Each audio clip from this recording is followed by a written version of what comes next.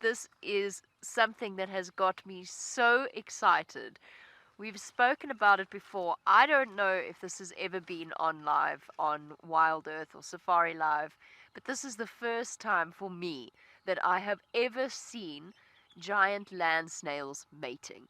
This is really, really cool. This is about as exciting as anything that I've seen since I've been back, and possibly one of the most exciting things, which sounds really creepy as I'm saying it. One of the most exciting things I've seen in several years out here in the bushveld, because you never see it. I've never seen this happen. We speak so often of what giant land snails, and I have to work really hard not to call them lion jan snails, what they must go through in order to find a mate. They're slow moving. They don't exactly cover ground very quickly. And then we talk about the fact that they are simultaneous hermaphrodites. So they actually have ova, and they produce testes, they produce sperm as well. So when they mate with each other like this, and I am astonished. I have never seen snails mating, so I had no idea that their reproductive organs came out of their heads. I'm a little bit confused by that. I probably should have known that, but I didn't. Maybe I was taught that once long ago in zoology. But there you have it. That is a red-billed buffalo weaver. It's beautiful. You can clearly see why they have been appropriately named. And this individual is flying up and catching the last of the alates. So it has had a good fill. Those energy levels will now be topped up. And you always feel better after a meal, right? He's got his tail feathers all fanned out. Probably not enjoying the cold.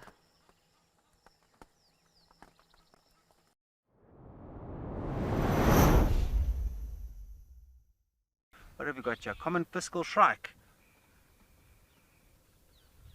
known as the butcher bird or Jackie hangman.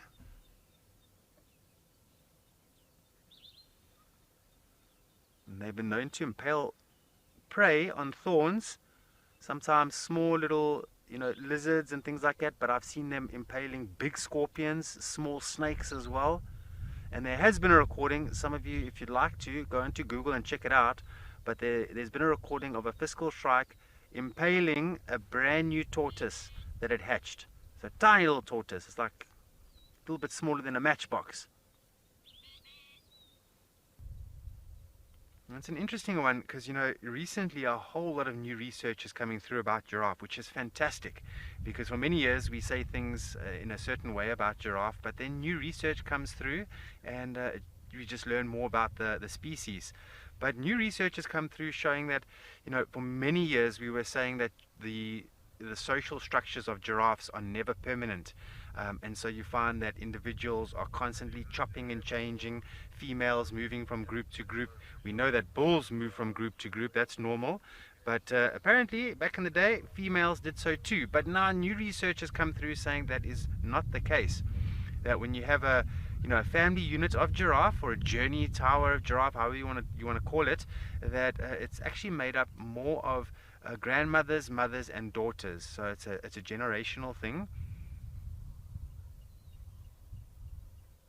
And for many years we were saying that it's likely that they're chopping and changing, new ones coming in, other ones going out. But it doesn't seem like that's the case actually.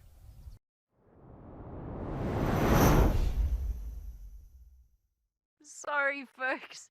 It's just one of those things with a live safari. All of a sudden, your leopard decides to get up at the least expected moment and go wandering off up to the nearest marula tree.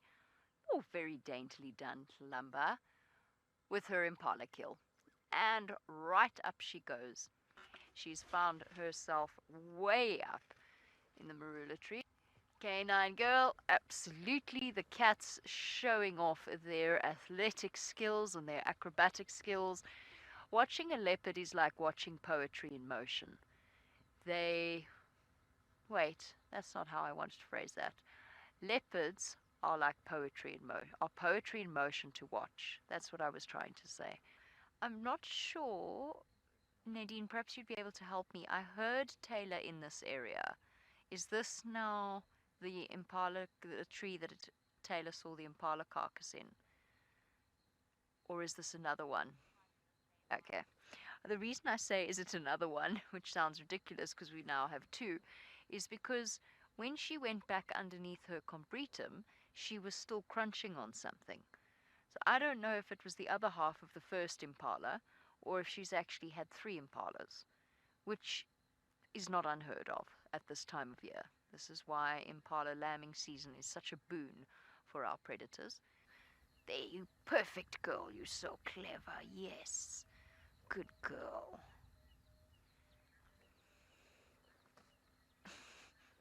Oh, it's a horrible tree.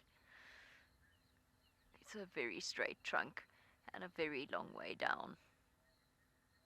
Okay, fair enough, girl. You go down whichever side is easiest. I don't want you to get hurt on my account.